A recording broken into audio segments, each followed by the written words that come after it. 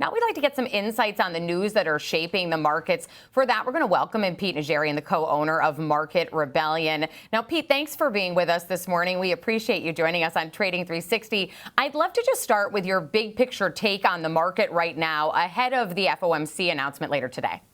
Yeah, I'm so impressed with the market, the fact that we've gone up, these record levels that we continue to hit, it seems like on a daily basis, right? Whether it's the S&P or the Dow or the NASDAQ, I mean, it's been an incredible run.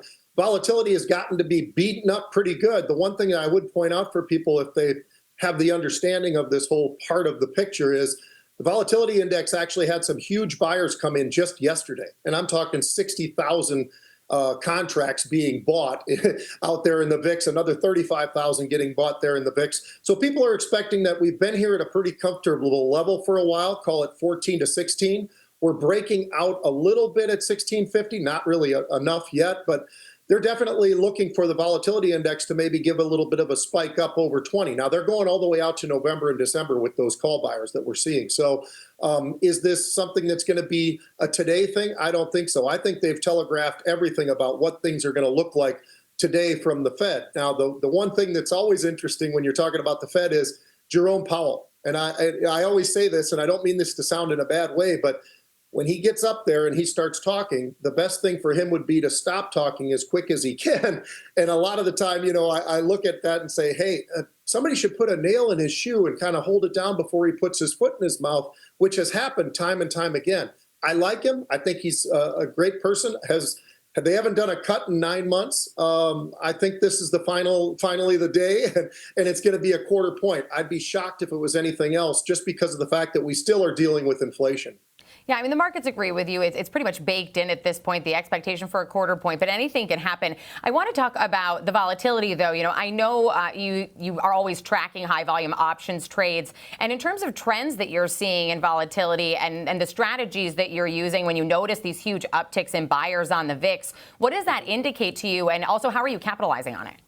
Yeah, I think there's what I look at is why are they doing it? Trying to get inside the head of the person or people that are actually making some of these trades.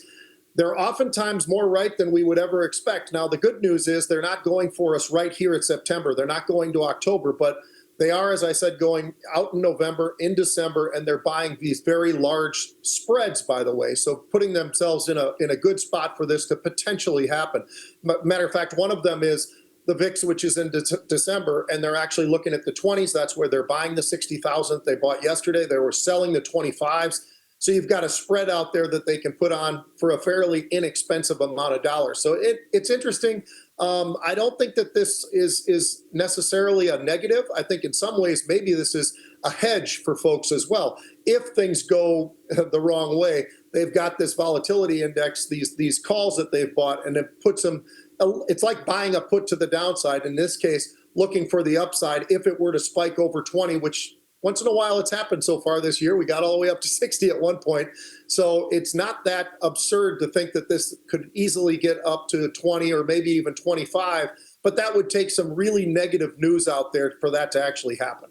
All right. And Pete, we were talking before, too, about all the all-time highs, and seemingly we just keep mentioning them as this rally just continues going through the markets. We also have seen all-time highs in gold, you know, yesterday hitting another level it hasn't seen before. I know metal tracking is a big thing for you, and you even have a trade that you've named and widely discussed, the Burl-Ives trade. You know, what are your thoughts right now on metals trading and what the future of gold and silver look like?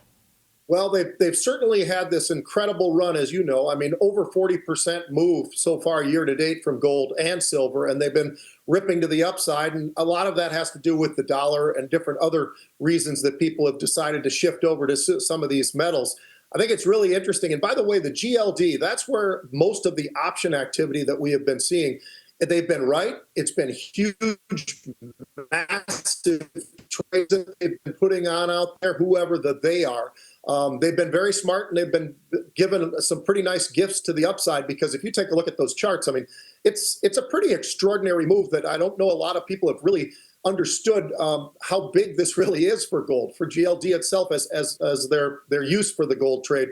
We're not seeing as much activity in the silver world, but I will tell you, that's been running too. That's up over 40% as well. That's had a huge run all the way up to 43 yesterday, pulling back a little bit on both the gold and silver after this big run. I think everybody's wanting to sit on the edge of their seats right now and try to figure out everything about what Powell's going to say.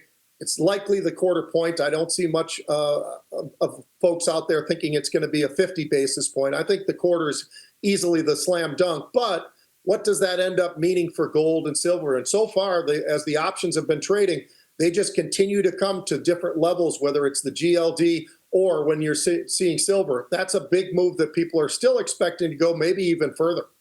And I know most of your trading is done primarily in options, but as far as equities, do you have any stocks that you like right now?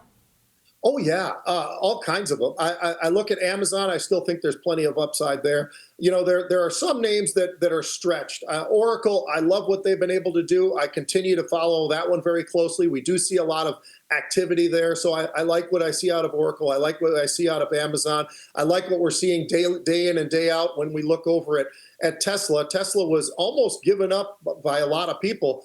Boy, it's had a heck of a run of late. It's been an incredible run to the upside there. So we're seeing those, but I think the most impressive one so far, and a stock that I like a lot, has been Google. Some of the investments they've made, and they've made a lot of different things happen that a lot of people, I think, weren't really expecting. And when you take a look at Google, that's another one. The performance is out there. It's already been happening, and I still think there's room to the upside for those names. Well, Pete, we appreciate you taking the time to be with us this morning. That's Pete Najarian, the co-owner of Market Rebellion. Again, thank you for joining.